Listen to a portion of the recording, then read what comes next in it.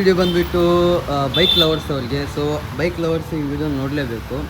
Actually ಇದು Pulsar 180.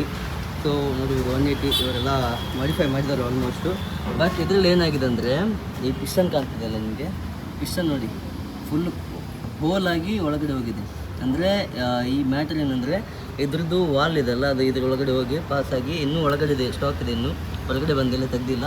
So ಅದ್ರ pieces ಎಲ್ಲ ಇದೆ ನೋಡ್ಬೋದು ನೀವು, ಇದು ಪಿಸ್ಟನ್ ಪೀಸಸ್ಸು.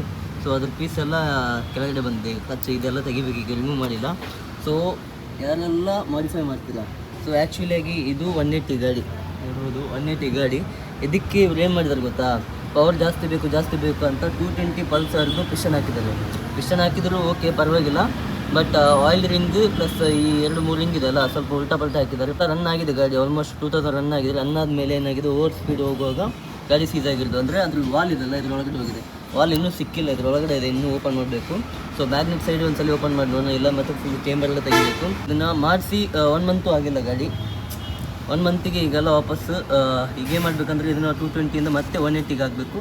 ಸೊ ಹಾಗಾಗಿ ಈಗ ಲೇತಿಗೆಲ್ಲ ತೊಗೊಂಡು ಹೋಗ್ಬೇಕು ಇದನ್ನು. ಸೊ ಯಾರೆಲ್ಲ ಈ ವಿಡಿಯೋ ನೋಡ್ತಿದ್ದಿಲ್ಲ ಅವರೆಲ್ಲ ಈ ಥರ ಮಾಡ್ಸೋಕೆ ಹೋಗಬೇಡಿ. ಪವರ್ ಸಿಗುತ್ತೆ ಅಂತ. ಸೊ ಸುಮ್ಮನೆ ವೇಸ್ಟ್, ಅದು ಮನಿ ವೇಸ್ಟು, ಟೈಮ್ ವೇಸ್ಟು, ದುಡ್ಡೆಲ್ಲ ವೇಸ್ಟ್ ಆಗುತ್ತೆ. ಸೊ ಅರ್ಥ ಮಾಡ್ಕೊಳ್ಳಿ, ಈ ಥರ ಎಲ್ಲ ಮಾಡ್ಕೊಳ್ಬೇಡಿ. ನೋಡಿ ಇಷ್ಟ ನೋಡಿ ಒಂದ್ಸಲಿ, ಇಷ್ಟನ್ನು ಯಾವ ಥರ ಹೊಡೆದೋಗಿದೆ ಅಂದರೆ ಅದ್ರ ಹೆಡ್ ತೋರಿಸ್ತಿದೆ, ಇದು ಅದ್ರದ್ದು ಹೆಡ್ಡು. ಸೊ ಒಂದು ವಾಲ್ ಕಾಣ್ತಿದೆ, ಒಂದು ವಾಲ್ ಇದೆ, ಒಂದು ವಾಲ್ ಮಾತ್ರ ಇದೆ, ಇನ್ನೊಂದು ವಾಲ್ ಗಾಯಬ್, ಇನ್ನೊಂದು ವಾಲೇ ಇಲ್ಲ ಇದರಲ್ಲಿ. ಆ ಪಿಸ್ಟನ್ ಒಳಗಡೆ ಹೋಗಿದೆ. ಸೊ ನೋಡ್ಬೋದು ಇದೆಲ್ಲ ವಾಲೆಲ್ಲ ಹೋಗಿ, ಇದು ವಾಲೆಲ್ಲ ಹೊಡೆದು ಹೆಡ್ ಎಲ್ಲ ಕ್ರ್ಯಾಕ್ ಆಗಿದೆ. ಸೊ ಹಾಗಾಗಿ ಯಾರು ಈ ಥರ ಮಾಡ್ಸೋಕ್ಕೆ ಹೋಗಬೇಡಿ ಅಂತ ನಿಮ್ಮದೆಲ್ಲ ಒಂದು ರಿಕ್ವೆಸ್ಟು. ಎಸ್ ವಿಡಿಯೋ ಹೆಲ್ಪ್ಫುಲ್ ಆಗಿದ್ದರೆ ಲೈಕ್ ಮಾಡಿ, ಕಮೆಂಟ್ ಮಾಡಿ. ಕಮೆಂಟಲ್ಲಿ ಯಾರಿಗಾದರೂ ಈ ಥರ ಆಗಿದ್ದಿದ್ದರೆ ಅವರು ಕಮೆಂಟ್ ಮಾಡಿ ಹೇಳಿ, ತಿಳಿಸಿ ನಮಗೆ. ಈ ಥರ ಎಲ್ಲ ಪಿಸ್ಟನ್ ಹೊಡೆದೋಗಿದ್ದು, ದೊಡ್ಡ ಪಿಸ್ಟನ್ ಹಾಕಿದ್ರೆ ಈ ಥರ ಪ್ರಾಬ್ಲಮ್ ಆಗಿದೆ, ಯಾರಿಗಾದರೂ ಇದ್ದರೆ ಹೇಳಿ. ಅದು ಫಿಟ್ಟಿಂಗ್ ಪ್ರಾಬ್ಲಮ್ ಆಗಿರ್ಬೋದು, ಇಲ್ಲ ಗಾಡಿ ಪ್ರಾಬ್ಲಮ್, ಇಲ್ಲ ಹೆಡ್ ಬೋರ್ಡು ಫಿಟ್ಟಿಂಗ್ ಪ್ರಾಬ್ಲಮ್ ಆಗಿರ್ಬೋದು, ಹೇಳೋಕ್ಕಾಗಲ್ಲ.